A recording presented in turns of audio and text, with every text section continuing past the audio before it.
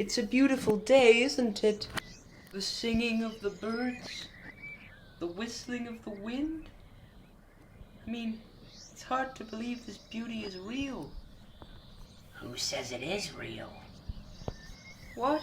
What are you talking about? You're being ridiculous. Why would you even think this isn't real?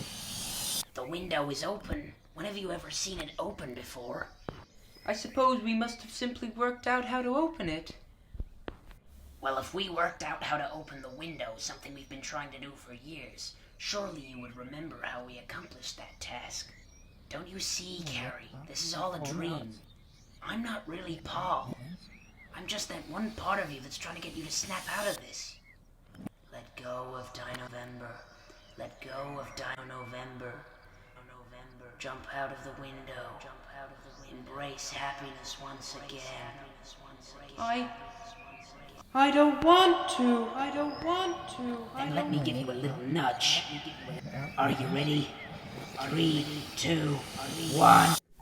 That was a horrible dream. Where am I? What's happened? Why am I here? Polly! You! Oh, f me? F you! What? Why me? You said it first, you re... Shut up, Polly. Listen, Carrie, the reason he's mad at you is because you ate all of our food and slipped into a food coma out of nowhere. And now we have no supplies. Isn't that just incredible? Hey, man, no need to despair. I'm sure this dinosaur that rescued us has got some food. Oh, another dinosaur? But the only ones that have ever ventured outside the bedroom are Hunk, the therapist, his assistant, and Bert's 2 brothers. Well, Carrie, there's someone I want you to meet. This is my brother, Morgan. Pleasure to meet you, partner. But how could it be him? He can't have survived out here. Everyone knows it's impossible. It's always a stupid idea to leave the room. Actually, come to think of it, why did we leave the room? Yes, you're right, Carrie. The safest place in the entire house is most certainly the bedroom. What? Safest? I'd never go back to that totalitarian... What in God's name are you talking about? It's a wonderful place. Wonderful? Yeah, that's one word to describe it. I'd say it's more of a hyper-controlling police state. I mean, think about it. How many rules does the bedroom have? How many things are you not allowed to do? Huh?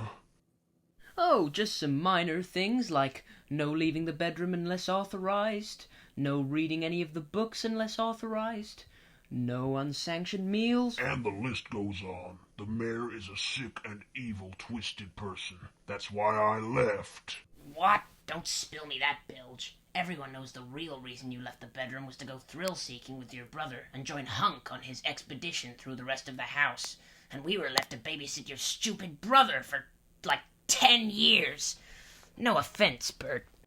A lot taken, actually. What? Is that what the mayor told you? That's not true at all. I didn't do no thrill-seeking. And who is this Hunk you speak of? I only knew Hank. Hank was a good friend of mine, actually. His name is Hunk, you idiot. His name was Hank. Hank. I know how it goes.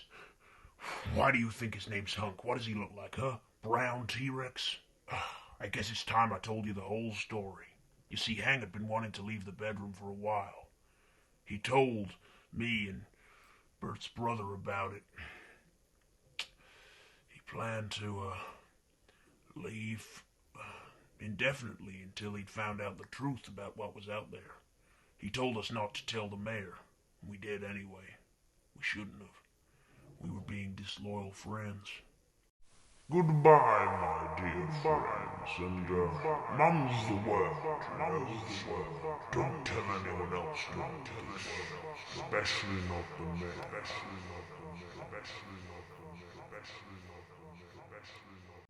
I know we shouldn't, but I really want to tell everyone about this. I think they ought to know. Don't you think so, Marmee? Soon Marmee and I forgot about Hank. After all, we were busy raising Bert. My ma and pa had passed away years ago, and we were the only ones there for him. But one day, we found that Bert had made very good friends with a teenage velociraptor and a young giganotosaurus, and we asked their parents if they could take care of him for a while. So me and Marmy decided to venture out and go looking for Hank. We encountered a great and terrible creature out there, and it picked up your brother Burton, bit him on the tail, and flung him into a deep hole from which he could not escape.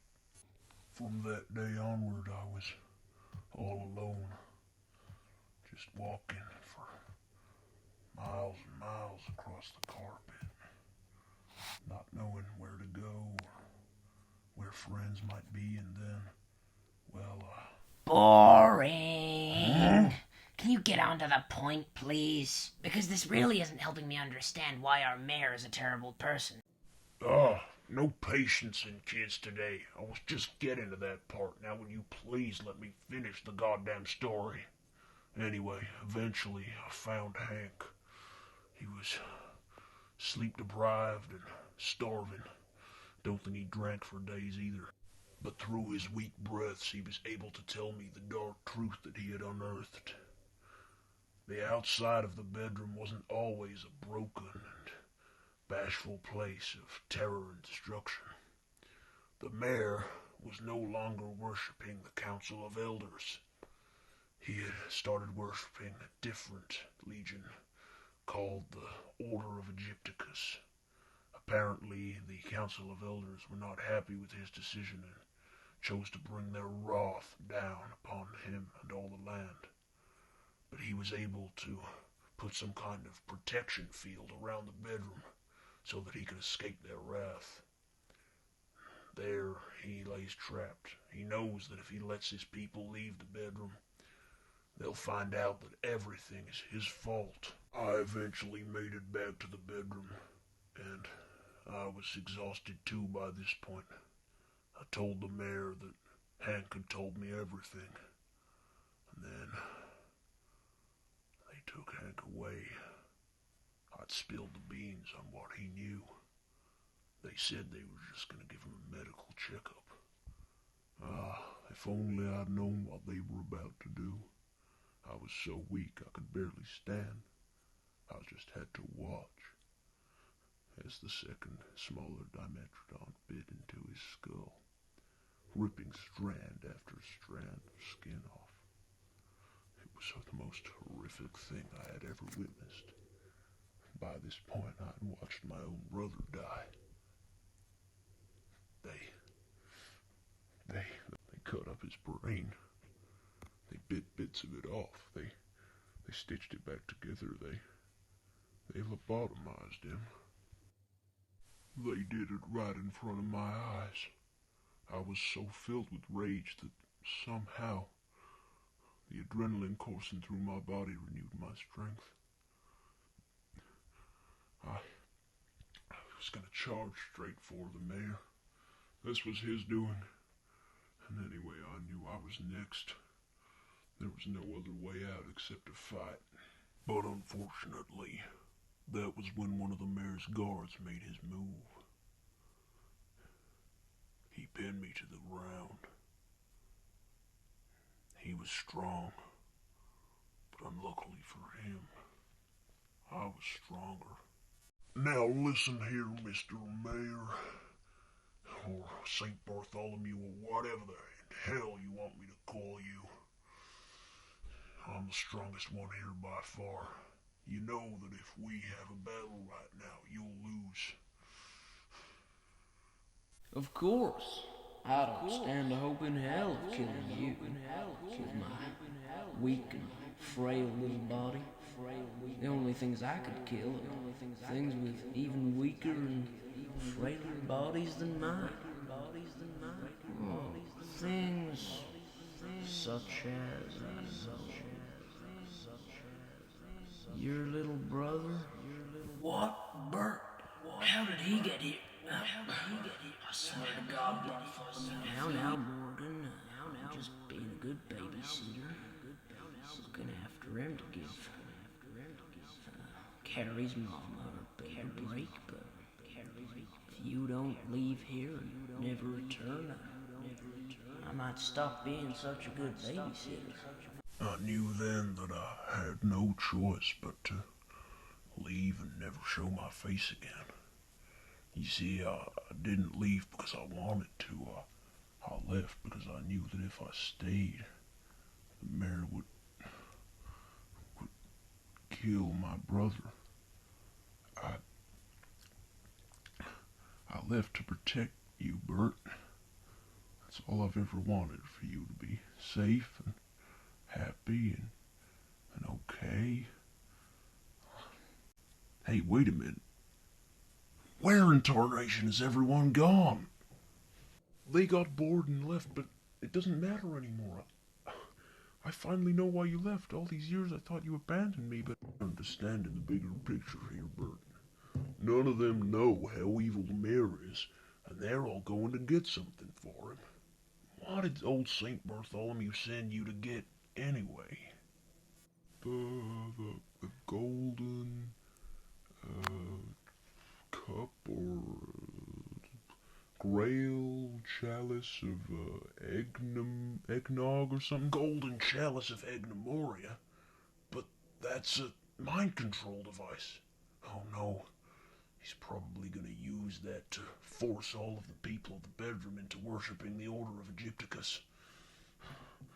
And now, none, and I mean none of them know that they're getting a powerful device for an evil dinosaur.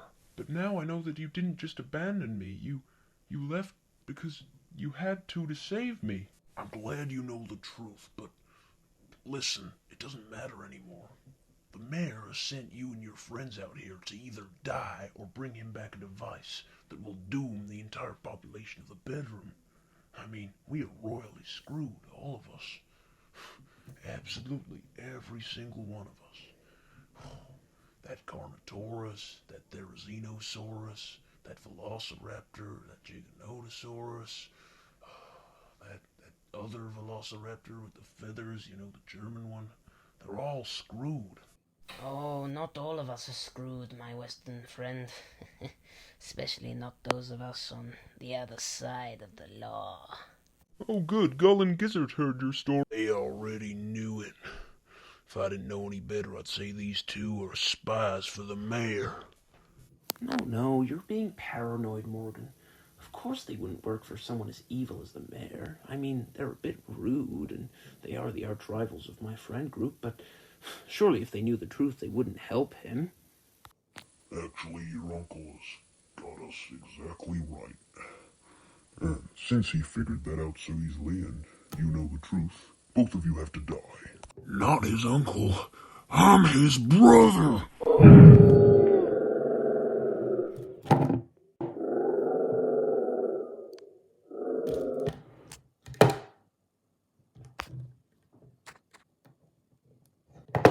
I'm going to destroy you, you fiend! You idiot, I never liked you in the first place.